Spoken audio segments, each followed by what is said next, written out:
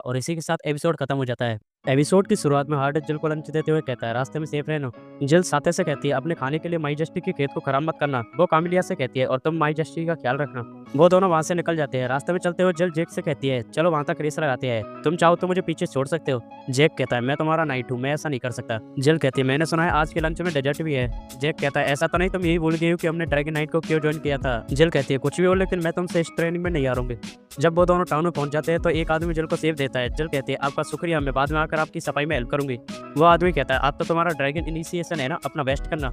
वो दोनों अब ट्रेनिंग ग्राउंड में पहुंच जाते हैं। एलेंजिया कहती है आज के दिन तुम सब लोग बस ड्रैगन के साथ इंटरेक्शन करोगे और कोई फाइट नहीं करोगे। हम बस ये देखेंगे कि ड्रैगन तुम्हें ग्रीट करने के लिए अपना सिर झुकाती है या नहीं, ये तुम्हारी कैपेबिलिटी को शो करेगा। तभी वहाँ पर उसकी ड्रैगन रोजा आ जाती है। एलेंजिया कहती है मैं चाहूंगी कि पहले तुम ड्रैगन के स्केल के कलर के बारे में समझो। ड्रैगन के स्केल का कलर ही उनकी रैंक को डिटरमाइन करता है। आर्जेंट, ब्लैक और स्कारलेट कलर के ड्रैगन हाई रैंक के होते हैं। अगर कोई ड्रैगन के कलर सेम है तो बाद में हम उनकी आंखों के कलर से उनमें डिफरेंशिएट करते हैं। गोल्डन आई वाले ड्रैगन सबसे हाई रैंक के होते हैं और पर्पल आई वाले ड्रैगन सबसे लो रैंक के होते हैं। आर्जेंट कलर और गोल्डन आई का कोई दूसरा ड्रैगन नहीं है सिवाय ड्रैगन गॉड राव के। जिल अपने मन में कहती है तो लॉर्ड राव सच में ड्रैगन गॉड है, लेकिन वो फिर भी अपने आप को इतना हाई नहीं समझता। एलेंजिया कहती है दूसरा हाई रैंक का ड्रैगन ब्लैक कलर का ड्रैगन है जो कि मुश्किल से कभी दिखाई देता है। अगर व्हाइट कलर का ड्रैगन ड्रैगन गॉड है तो ब्लैक कलर का ड्रैगन किंग और क्वीन है। इसका मतलब सभी प्रैक्टिकल पर्पज के लिए रोजा यहाँ पर सबसे हाईएस्ट रैंक की ड्रैगन है और एक ड्रैगन नाइट की रैंक उसके ड्रैगन के कलर से डिसाइड होती है। सारे अप्रेंटिस शुरू में ब्लू कलर का आर्म बैंड पहनते हैं जिस कलर का कोई ड्रैगन नहीं पाया जाता। अगर किसी अप्रेंटिस को हाई रैंक का ड्रैगन एक्सेप्ट कर लेता है तो उसे लोअर रैंक के ड्रैगन नेचुरली एक्सेप्ट कर लेते हैं। ग्रीन और ग्रे कलर के ड्रैगन बाद में आएंगे। अगर रोजा किसी को एक्सेप्ट नहीं भी करती है तो इसमें चिंता की कोई बात नहीं है, लेकिन अगर रोजा तुम्हारी ग्रीटिंग को एक्सेप्ट कर लेती है तो तुम्हारा डायरेक्ट हाई रैंक पर प्रमोशन हो जाएगा। ये सुनकर सभी लोग खुश हो जाते हैं। इसके बाद वो सभी लोग लाइन में लग जाते हैं और जेक का नंबर पहला होता है। जब वो ड्रैगन के सामने जाता है तो वो उसे अपनी ब्रीथिंग की आवाज ही गिरा देती है। एलेंजे हंसकर कहती है ये इतना बुरा भी नहीं है, रोजा के कहने का मतलब है जाओ और हो सके तो दोबारा मत आना। उसने तुम्हें कंप्लीटली इग्नोर नहीं किया है। एक हाई रैंक के ड्रैगन के द्वारा टीच किया जाना इतना बुरा भी नहीं है। इसके बाद और भी लोग आते हैं और रोजा उन्हें डराकर भगा देती है। अब जिल की बारी आ जाती है। जिल झुककर उस ड्रैगन को ग्रीट करती है। वो अपने मन में कहती है मैं भी अपना एक ड्रैगन चाहती हूँ ताकि मैं उसके साथ दोस्त बन सकूँ। लेकिन तभी रोजा गुस्से में आ जाती है और जिल पर अटैक कर देती है। जिल सही समय पर उसे डॉज कर लेती है। एलेंजिया उस ड्रैगन को रोकने लगती है। वो जिल को पीछे हटने के लिए कहती है। जेक वहां से जिल को उठाकर ले जाता है। वो उससे पूछता है कहीं तुम्हें चोट तो नहीं लगी। जिल कहती है वो बस एक छोटा सा स्क्रैच है। जिल अपने मन में कहती है आखिर क्यों, मैं तो एक ड्रैगन कंसोर्ट हूँ। इसके बाद जिल घर आ जाती है। हार्डेस उससे कहता है वेलकम बैक, आज तुम जल्दी आ गई। जिल कहती है मैं अपने कमरे में आराम करने जा रही हूँ। जिल अपने कमरे में सोच रही होती है मैं पूरी तरह यूजलेस हूँ। अगर ड्रैगन मुझे इतना हेट करते हैं तो मैं ड्रैगन नाइट कैसे बनूंगी। मेरा मैजिक अभी तक वापस नहीं आया और मैं लॉर्ड राव को भी नहीं देख सकती। मैं माई जस्टी के किसी भी काम की नहीं रही। हार्डेस जिल के कमरे में आकर कहता है जेक ने मुझे सब कुछ बता दिया, एक ड्रैगन ने तुम्हें चोट पहुंचाने की कोशिश की। जिल सोनी की एक्टिंग कर रही थी। हार्डेस उसके पास आकर कहता है मैंने अभी इस बारे में राव से बात की है। राव उसके मन में कहता है हमने कब इस बारे में बात की। हार्डेस कहता है चुप करो, हमने अभी इस बारे में बात की है। मैं उसे बस चॉइस दे रहा हूँ क्योंकि इस डिसीजन को मैं नहीं ले सकता। ये उसे डिसाइड करना है कि उसे किस तरह पसंद है, ग्रिल, स्ट्यू, स्टीम और रोस्ट, इनमें से तुम्हें किस तरह पसंद है। जिल खड़ी होकर कहती है आखिर मुझे एग्जैक्टली क्या डिसाइड करना है। हार्डेस कहता है ये तुम कैसी बातें कर रही हो, जिस ड्रैगन को अपनी जगह नहीं पता उसने तुम्हें अटकाने की कोशिश की, मैं डेफिनेटली उसे मार दूंगा, कोई भी मुझे नहीं रोक सकता। राव उससे कहता है तुम ऐसा नहीं कर सकते। हार्डेस कहता है चुप करो, ड्रैगन एम्पर ने अपना मन बना लिया है, अब बस उसमें मसाला मिलाकर पकाने की बारी है। जिल कहती है क्या ड्रैगन को खाया जा सकता है। हार्डेस कहता है हाँ बिल्कुल, अगर उन्हें अच्छे से पकाया जाए तो वो भी डिलीशियस बन सकते हैं। राव उससे कहता है ये तुम कैसी बातें कर रहे हो। हार्डेस कहता है उसने जिल को चोट पहुंचाने की कोशिश की है, उसे तभी माफ किया जाएगा जब वो एक डिलीशियस खाना बन जाएगा। जिल कहती है मैं ठीक हूँ, चिंता मत कीजिए, वो बस छोटे से स्क्रैच है। हार्डेस कहता है लेकिन जेक ने मुझसे कहा था कि तुमने दोपहर से अपना लंच तक नहीं खाया है। राव उससे कहता है थोड़ा ड्रैगन के बारे में भी तो सोचो। हार्डेस कहता है बकवास करना बंद करो, जिल मेरे लिए किसी भी ड्रैगन से ज्यादा इंपॉर्टेंट है। जिल उससे कहते हैं योर माजेस्टी प्लीज शांत हो जाइए, लॉर्ड राव के साथ झगड़ा मत कीजिए। हार्डेस कहता है मैंने जिल को अपनी ब्राइड के रूप में चुना है, मैं किसी के भी आर्गूमेंट को नहीं सुनूंगा, यहाँ तक कि तुम्हारे भी नहीं। राव जिल अपने मन में कहती है सच में मुझे खुश करना इतना आसान है कि मैं अपने आप से नफरत करती हूँ। राव उससे कहता है ड्रैगन कंसोर्ट के ट्रायल के बारे में क्या। हार्डेस कहता है मुझे उससे कोई फर्क नहीं पड़ता, अगर वो मेरी वाइफ को बुली करेंगी तो उन्हें खाने में बदलना होगा। जिल उसके पास आकर कहती है माजेस्टी। हार्डेस कहता है बोलो क्या बात है। जिल कहती है आई लव यू। हार्डेस कहता है ये अचानक तुम कैसी बातें कर रही हो। जिल उससे कहती है मैं बिल्कुल ठीक हूँ, आपका शुक्रिया, मुझे अब काफी अच्छा महसूस हो रहा है और मुझे भूख भी लग रही है, अब मैं आपका लंच खा सकती हूँ। जिल खाना खाते हुए अपने मन में कहती है मैंने बस अपने जीवन पर हार मान ली है, इसका ये मतलब तो नहीं है कि सारी चीजें अपने आप ही ठीक हो जाएगी। इस समय जो मेरे लिए जरूरी है वो है इस आदमी को खुश रखना। जिल उससे कहते हैं खाना काफी डिलीशियस था, मैंने ड्रैगन के बारे में अपना मन बना लिया है, मुझे एक गोल्डन आंखों वाला ब्लैक ड्रैगन चाहिए। हार्डेस कहता है गोल्डन आंखों वाला ब्लैक ड्रैगन, मैंने अभी तक इस तरह के ड्रैगन को तो नहीं देखा है। वो कहता है राव मुझसे पूछा है कि आखिर तुम्हें वो वाला ड्रैगन ही क्यों चाहिए? जिल कहती है क्योंकि उसका कलर बिल्कुल आपके जैसा होगा। मैं गोल्डन आंखों वाले ब्लैक ड्रैगन पर सवारी करना चाहती हूँ। मैं अपनी पूरी कोशिश करूंगी, इसलिए आप मुझे चीयर करते रहना। ऐसा बोलकर वो वहाँ से निकल जाती है। जिल के जाने के बाद हार्डिस ब्लश कर रहा होता है। वो कहता है उसे बिल्कुल मेरे जैसा ड्रैगन चाहिए। वो सच में बहुत अडोरेबल है, मैं इसे और नहीं सह सकता। दूसरे सीन में जिल टाउन में होती है और एक नाइट उससे कहता है आज तुम्हें यहाँ साइन किया जा रहा है, तुम्हें टाउन की पेट्रोलिंग करनी है। जिल कहती है क्या इसका मतलब यह है कि मैं आज की ट्रेनिंग में पार्टिसिपेट नहीं कर रही हूँ? वो नाइट कहता है हाँ, तुम्हारे जैसा एक और अप्रेंटिस फाउंटेन प्लाजा के पास तुम्हारा वेट कर रहा होगा, तुम उसे उसके आर्म बैंड से पहचान लेना। रास्ते में चलते हुए जिल अपने मन में सोच रही होती है मैं इसके साथ साथ टाउन से इन्फॉर्मेशन भी गैदर कर लूंगी। अभी अप्रेंटिस को यूनिफॉर्म नहीं दी गई है तो मुझे उसके आर्म बैंड को देखकर पहचानना होगा। वहाँ पर फाउंटेन के पास सेम आर्म बैंड वाला एक लड़का बैठा हुआ था। वो कहता है क्या तुम वही लड़की हो जिसे पेट्रोलिंग के लिए असाइन किया गया है? मैंने सुना है तुम काफी स्किल्ड हो। जिल उससे देखकर शॉक हो जाती है। वो अपने मन में कहती है मैंने कभी नहीं सोचा था कि मैं इससे यहाँ पर मिलूंगी। वो कहता है मेरा नाम लॉरेंस है, तुमसे मिलकर अच्छा लगा। जिल अपने उसी सपने को याद करती है जिसमें लॉरेंस और सोल्जर्स से कह रहा था जैसे हमने प्लान किया है सभी लोग एक साथ अटैक करेंगे और हम न्यूट्रल के नाइट को हरा देंगे। जिल अपने मन में कहती है लॉरेंस मार्टन हमारी यूनिट का सबसे ब्रिलियंट पर्सन था और इसके डिसीजन हमेशा सही होते थे। प्रेजेंट सीन में जिल उससे कहती है मेरा नाम है जिल और मुझे भी तुमसे मिलकर काफी अच्छा लगा। लॉरेंस कहता है जिल ये काफी अच्छा नाम है, इससे मुझे याद आया कि क्रेटोस में मार्गरेव कार्वेल की बेटी का नाम भी जिल था, क्या तुम्हें उस बारे में कुछ पता है? जिल कहती है क्या सच में? मुझे तो इस बारे में कुछ नहीं पता। और बाकी के लोग कहाँ पर हैं? लॉरेंस कहता है हमें 1 महीने पहले पेट्रोलिंग की ड्यूटी असाइन की गई थी लेकिन धीरे धीरे और लोगों ने दिखना बंद कर दिया। क्या तुम भी यहाँ पर अकेली हो? जिल कहती है हाँ, तुम्हें क्या लगता है क्या वो लोग हमें नाइट से अलग रखने की कोशिश कर रहे हैं? लॉरेंस उससे कहता है तुम्हारी प्रवृत्ति इतनी बुरी भी नहीं है। वो रास्ते में चलते हुए जिल को बताता है कि ऐसे अप्रेंटिस जिनका ड्रैगन के प्रति लगाव होता है वो उनकी देखभाल करने से शुरुआत करते हैं और जिन लोगों का ड्रैगन से लगाव नहीं होता है उन्हें टाउन की पेट्रोलिंग के लिए भेज दिया जाता है। ये मेरी पर्सनल थ्योरी है लेकिन मुझे लगता है कि इस जमीन पर ड्रैगन गॉड राव की प्रोटेक्शन है जिस वजह से ड्रैगन यहाँ पर जन्म लेते हैं और बड़े होते हैं। शायद इसीलिए ड्रैगन उन लोगों को पसंद करते हैं जो इस टाउन को प्रोटेक्ट करना चाहते हैं। जिल कहती है तुमने अभी इस बात को मेंशन किया है, मैंने सुना है कि कैपिटल में चीजें ठीक नहीं चल रही है। लॉरेंस कहता है क्या तुम्हारा मतलब हार्डिस टियोस राव की फाल्स एम्परर वाली स्टोरी से है? यहाँ के लोग इस स्टोरी की सच्चाई की इन्वेस्टिगेशन तो कर रहे हैं लेकिन वो बस इस बात का इंतजार कर रहे हैं कि हवा किस ओर बहेगी। सभी लोग बस इस बारे में क्यूरियस है क्या एम्परर के 20वें जन्मदिन पर प्रिंस जॉर्ज भी एक लाश में बदल जाएगा? जिल कहती है क्या इसीलिए उन्होंने इतने पोस्टर लगाने के बावजूद भी उन्हें सर्च करने के लिए कोई टीम नहीं भेजी है? लॉरेंस कहता है ज्यादातर टाइम पर डची ऑफ द न्यूट्रल किसी की भी साइड नहीं लेता है, उनके एलीट ड्रैगन इस लैंड में शांति बनाए रखने के लिए जरूरी है और नाइट्स को बैकग्राउंड में एक ब्रिलियंट पर्सन की जरूरत पड़ती है।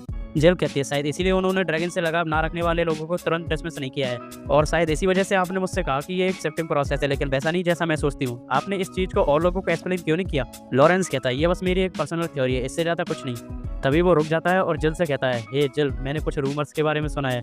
जिल उसके चेहरे को देखकर अपने मन में कहती है ये वही चेहरा है जब ये अपना शिकार करता है। वो अपने कान बंद करते हुए कहती है रूमर्स एक्यूरेट इन्फॉर्मेशन में इंटरफेयर करते हैं इसलिए मुझे नहीं सुनना। लॉरेंस कहता है रूमर है कि कैप्टन एलेंजा एक सर्च टीम को इसलिए नहीं भेजी है क्योंकि क्रेटोस से एक पर्सन मिसिंग है। तभी वहाँ पर एक बंदा आकर कहता है तुम दोनों ड्रैगन नाइट के अप्रेंटिस हो ना, मैं चाहता हूँ कि तुम मेरा एक मैसेज कैप्टन एलेंजा तक पहुँचा दो। जिल कहती है मुझे माफ करना लेकिन क्या मैं जान सकती हूँ कि आप कौन है? वो कहता है मैं हूँ रस्टियार्ड टियोस राव, राव एम्पायर का सेकंड प्रिंस। दूसरे सीन में जिल उसके मैसेज को एलेंजिया को बता देती है और वहाँ से जाने लगती है।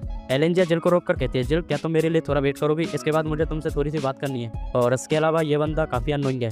वो बंदा कहता है हे सिस्टर क्या तुम मुझे एक कीड़े की तरह ट्रीट करना बंद करोगी और इसके अलावा जो मैंने तुम्हें इंपॉर्टेंट मैसेज भेजे थे तुमने उनका रिप्लाई भी नहीं किया है। मैंने कभी नहीं सोचा था कि मेरी ओल्डर सिस्टर मेरे साथ इतना हर्टलेस बिहेव करेगी। एलेंजिया कहती है जैसा मैंने कहा था तुम देख सकती हो ये कितना अननोइंग है। वो चाय पीने के बाद कहता है हमेशा की तरह यहाँ की चाय बहुत बुरी है, अगली बार मैं मेरे नाइट्स के लिए सबसे अच्छी चाय लेकर आऊंगा। एलेंजिया कहती है तुमने मुझसे बिना पूछे चाय बना ली और इसके बाद तुम ऐसा कह रहे हो, अगर तुम इसे पी सकते हो तो वो तुम्हारे लिए बहुत है। जिल अपने मन में कहती है ये एक दूसरे के साथ इतने अच्छे से घुल मिल रहे हैं कि ये इनफॉर्मली बातें कर रहे हैं। रस्टियार्ड कहता है एलेंजिया मैं सीधा पॉइंट पर आता हूँ, आकर तुम किसका साथ दोगी? एलेंजिया कहती है यहाँ पर एक अप्रेंटिस है, तुम्हें थोड़ा तो सोचना चाहिए। रस्टियार्ड कहता है इसमें क्या गलत है, अगर कोई इन्फॉर्मेशन को बाहर लीक करता है तो हमें बस सिंपली उसका सिरा अलग कर देना है। हमारे अंकल ने अपने आप को एम्परर घोषित करके उस इडियट को एम्पायर से बाहर निकाल दिया है, ये बात सभी लोगों को पता है और वो फाल्स एम्परर रेवेलियन की तैयारी कर रहे हैं। एलेंजिया कहती है तुम्हें क्या लगता है हमारे अंकल और हार्डिस में से किसकी इवलनी स्वॉर्ड असली वाली है? रस्टियार्ड कहता है इवलनी स्वॉर्ड 300 सालों से मिसिंग थी और हमारे अंकल को अचानक असली वाली इवलनी स्वॉर्ड मिल गई, ये कितना बचकाना है। एलेंजिया कहती है तुम्हारे कहने के तरीके से तो लग रहा है जैसे तुमने पहले ही अपना मन बना लिया है। रस्टियार्ड कहता है वो एक गवार है जो मेरे टेस्ट को सूट नहीं करता है, लेकिन हार्डिस बिना किसी क्वेश्चन के एक ड्रैगन एम्परर है। एलेंजिया कहती है मैं भी इस बात से एग्री करती हूँ, वो लड़का सच में ड्रैगन एम्परर है। जिल अपने मन में कहती है इनकी बातें करने का तरीका इतना अच्छा नहीं है लेकिन ये अच्छे लोग हो सकते हैं, अगर हमें सारी चीजें एक्सप्लेन करें तो ये शायद हमारी साइड आ सकते हैं। रस्टियार्ड कहता है मैंने सुना है उस इडियट ने शादी कर ली है और उसने एक अनजान परिवार की लड़की को अपनी ब्राइड चुना है, वो इडियट सच में होपलेस है। एलेंजिया कहती है चलो आशा करते हैं कि वो बस एक मिसअंडरस्टैंडिंग निकले। एलेंजिया कहती है हम कुछ भी कर ले लेकिन हम में से कोई भी हार्डिस का अलाय नहीं बन सकता। रस्टियार्ड कहता है हम जानते हैं कि वो एम्परर है इसके बावजूद भी। एलेंजिया कहती है मेरी मां न्यूट्रल ड्यूकल हाउस से थी और तुम्हारी मां लेसर ड्यूकल हाउस से थी, हम दोनों राव इंपीरियल फैमिली के एंशिएंट ब्लड को कैरी करते हैं, इसलिए हम अपने अंकल के रेकलेस एक्शन को अलाउ नहीं कर सकते। लेकिन ना तो ड्यूक न्यूट्रल हार्डिस को एक्सेप्ट करेगा और ना ही ड्यूक लेसाज, क्योंकि उन दोनों ने प्रिंस को खोया है, यानी हमारे बड़े भाइयों को। मैं समझ सकती हूँ कि तुम क्या कहना चाह रहे हो, लेकिन हमारी फैमिली इस मामले में बिल्कुल न्यूट्रल है। रस्टियार्ड कहता है, लेकिन अगर तुम हार्डेस्ट की एलाई बनोगी तो एलेंजिया कहती है, मैं बस उसकी एनिमी नहीं बनूंगी, मैं बस इतना ही प्रॉमिस कर सकती हूँ। वो जल से कहती है, कल जो रोजा के साथ हुआ मैं उस बारे में तुमसे बातें करना चाहती थी। सबसे पहले तो मुझे माफ कर दो, मुझे ये जानकर काफी खुशी हुई कि तुम्हें कोई सीरियस इंजरी नहीं हुई। जल कहती है, आपको माफी मांगने की कोई जरूरत नहीं है, वो केवल मैं थी जिसके अंदर ड्रैगन के प्रति लगाव नहीं है। एलेंजिया कहती है, लेकिन इस बात से मुझे हैरानी हुई, मुझे लगा नहीं था कि रोजा तुम जैसी लड़की को डराने की कोशिश करेगी। रस्टियार्ड कहता है, क्या रोजा ने इसे डराने की कोशिश की, क्या ये सच है? लेकिन एक स्कारलेट ड्रैगन छोटी लड़की को डराकर भगाने की कोशिश क्यों करेगा? एलेंजिया कहती है, ये शायद एक मिसअंडरस्टैंडिंग हो सकती है, लेकिन रोजा ने तुम पर इसलिए अटैक किया क्योंकि उसने तुम्हें अपनी बराबरी का समझा या फिर एक धमकी की तरह देखा। रिसर्च टीम अभी भी इस बात की इन्वेस्टिगेशन कर रही है, अगर कुछ होता है तो मैं भी वहाँ पर रहूंगी। रस्टियार्ड कहता है, इतने छोटे से काम के लिए इसकी कोई जरूरत नहीं है, जिल को मैं अपनी केयर के अंडर लूंगा। एलेंजिया कहती है, जिल मेरी नाइट में से एक है। रस्टियार्ड कहता है, प्रथम मैं तुमसे रिक्वेस्ट करता हूँ कि जिल को मेरे पर्सनल अटेंडेंट के रूप में असाइन किया जाए। मेरा ड्रैगन गोल्डन आई स्कारलेट ड्रैगन है, तुम मेरे डिसीजन पर कैसे ऑब्जेक्शन उठा सकती हो? एलेंजिया कहती है, तुम्हें जो करना है वो करो। रस्टियार्ड कहता है, मैं अपनी काइंड सिस्टर का बहुत आभारी हूँ। रस्टियार्ड रास्ते में चलते हुए जिल से कहता है, तुम अभी भी एक अप्रेंटिस हो, इसलिए मुझे फॉलो करो। जिल कहती है, क्या आप इस जगह से फैमिलियर है? रस्टियार्ड कहता है, मैं रफली 1 साल तक यहाँ की यूनिट का मेंबर रहा था। न्यूट्रल के ड्रैगन नाइट काफी शार्प है, ऐसा कुछ नहीं है जो उन्हें सिखाया जा सकता है। मैं लंबे समय तक यहाँ पर रहा था, इसलिए मेरे काफी दोस्त है। मेरी लड़ाइयों का जो करंट एडवाइजर है उसने भी सेम टाइम पर ज्वाइन किया था। जिल कहती है, क्या इसका ये मतलब नहीं है कि एक बहुत बड़ी संख्या में नाइट इस जगह को एक बार ही छोड़कर चले गए? एक नाइट उन्हें देखकर कहता है, इसे तो टाउन की पेट्रोलिंग के लिए भेजा गया था, ये प्रिंस रस्टियार्ड के साथ क्या कर रही है? रस्टियार्ड कहता है, ये कितनी अच्छी अपॉर्चुनिटी है, मैं सीनियर नाइट तुम्हारे सभी क्वेश्चन का आंसर दूंगा, अगर तुम्हें कुछ पूछना है तो पूछ लो। कोई भी कुछ नहीं बोलता, लेकिन तभी जेक कहता है, क्या मैं कुछ कह सकता हूँ? जिल अपने मन में कहती है, इतने लोगों में से आकर जेक ही क्यों, और ये ऐसा फेस क्यों बना रहा है? जेक कहता है, अगर तुम इसे अपनी अटेंडेंट बनाओगे तो ये बहुत बुरी चाय बनाएगी, इसे सिलाई करना और घर के काम भी नहीं आते। जिल को ये सब सुनकर काफी गुस्सा आ रहा था। जेक कहता है, लेकिन मैं इस बात की गारंटी दे सकता हूँ कि इसकी स्वॉर्डमैनशिप काफी अच्छी है। रस्टियार्ड कहता है, मैं तुम्हारी बात का ध्यान रखूंगा। जिल अपने मन में कहती है, मुझे लगा ही था कि ये एक अच्छा पर्सन है।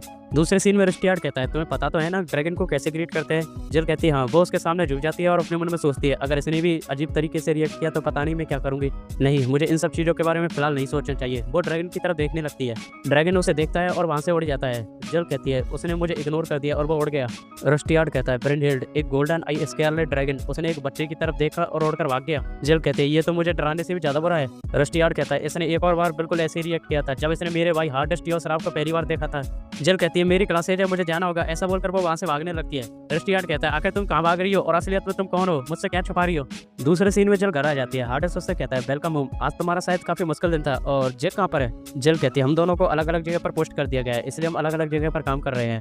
हार्डेस्ट कहता है, ऐसा लगता है आज तुम सच में थक गई हो, मैं समझ गया, आज मैं तुम्हारे लिए डिलीशियस डिनर बनाऊंगा। जिल कहती है, आपको जेक के लिए खाना बनाने की कोई जरूरत नहीं है, मैं उसके लिए कुछ वेज उगा दूंगी। हार्डेस्ट कहता है, अगर तुम ऐसा कह रही हो तो मुझे लगता है सारी चीजें ठीक है। वो उसके मुंह में स्ट्रॉबेरी खिला देता है। जिल कहती है, ये तो काफी डिलीशियस है। हार्डेस्ट कहता है, क्या बात है, अब तो ऐसा लग रहा है तुम्हें काफी लाड प्यार चाहिए। जिल कहती है, मैं जल्द से जल्द घर आकर आपको देखना चाहती थी। शायद ये बात सच है कि जब आप थक जाते हो तो आप उस आदमी को सबसे पहले देखना चाहते हो जिसे आप प्यार करते हो। हार्डेस्ट कहता है, तुम बिना वार्निंग के मुझ पर दोबारा अटैक कर रही हो, लेकिन ये इस बार काम नहीं करेगा, अब मुझे इसकी आदत हो गई है। तुम्हें पता है, मैं भी तुम्हें मिस कर रहा था।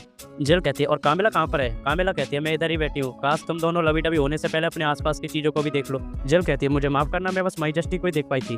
तभी वहाँ पर झाड़ियों से आवाज आती है, हार्डेस्ट मैंने तुम्हें ढूंढ लिया। कामिलिया उस पर अटैक करने के लिए तैयार हो जाती है। हार्डेस्ट कहता है, रुक जाओ कामिलिया। रस्टियार्ड कहता है, मुझे लगा ही था कि तुम कहीं ना कहीं छुपे होगे, लेकिन मैंने कभी नहीं सोचा था कि तुम इतने पास होगे। लेकिन वैसे तुम यहाँ पर कर क्या रहे हो? हार्डेस्ट कहता है, सब्जियां उगा रहा हूँ।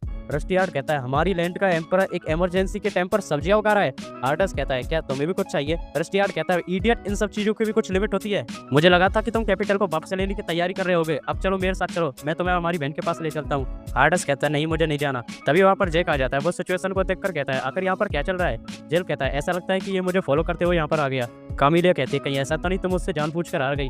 जेल कहती है, वैसे भी हमें कभी ना कभी ढूंढ लिया जाना था। मैं इस बात से खुश हूं कि हमें ढूंढने वाला ये पर्सन है। ये एक प्रिंस है और हिज माजेस्टी को ढूंढते ढूंढते ये अकेला यहाँ पर आ गया। मुझे नहीं लगता ये हमारा कोई दुश्मन है। जेक कहता है, वेल ऐसा नहीं है कि हम हमेशा के लिए इस तरह रह सकते थे। जेल कहती है, वेल मैं इस तरह रहने में बिल्कुल भी दुखी नहीं थी। जब मैं काम पर होती थी तो मैं इस बात को सोचकर खुश रहती थी कि माजेस्टी घर पर मेरा इंतजार कर रहे होंगे। हार्डेस्ट पेड़ को पकड़कर कहता है, मैं यहाँ से कहीं नहीं जाने वाला, मैं यहीं पर रहूंगा और खाना बनाऊंगा। मैं अपनी रोज वाइफ के लौटने का इंतजार करता रहूंगा। मैं एक नॉर्मल लड़का बनना चाहता हूँ। रस्टियार्ड कहता है, तुम कभी भी एक नॉर्मल लड़के नहीं बन सकते, इडियट। हार्डेस्ट कहता है, तुम चाहे जो भी कहो, लेकिन मैं यहाँ से नहीं जाने वाला। उन लोगों ने पहले मुझे कैपिटल से बाहर निकाला था। रस्टियार्ड कहता है, अपने नखरे करना बंद करो, मैं तुम्हारी इस साइड को बिल्कुल नहीं सह सकता। हार्डेस्ट कहता है, तब तो निकल जाओ यहाँ से, मैं इस जगह कोई अपना इंपीरियल कैपिटल बना लूंगा। मैं एक एम्परर हूँ तो इसमें शायद कोई प्रॉब्लम नहीं होगी। रस्टियार्ड कहता है, क्या तुम्हें ये सारी चीजें मजाक लग रही है? जेक कहता है, क्या हम इस तरह की लाइफ को कभी पीछे छोड़ भी पाएंगे? कामिलिया कहती है, इससे पहले हमें हिज माजेस्टी को कन्विंस करना होगा। जिल कहती है, मैं मेक श्योर करूंगी कि ऐसा हो, भले ही मुझे इसके लिए ताकत का यूज क्यों ना करना पड़े। और इसी के साथ एपिसोड खत्म हो जाता है।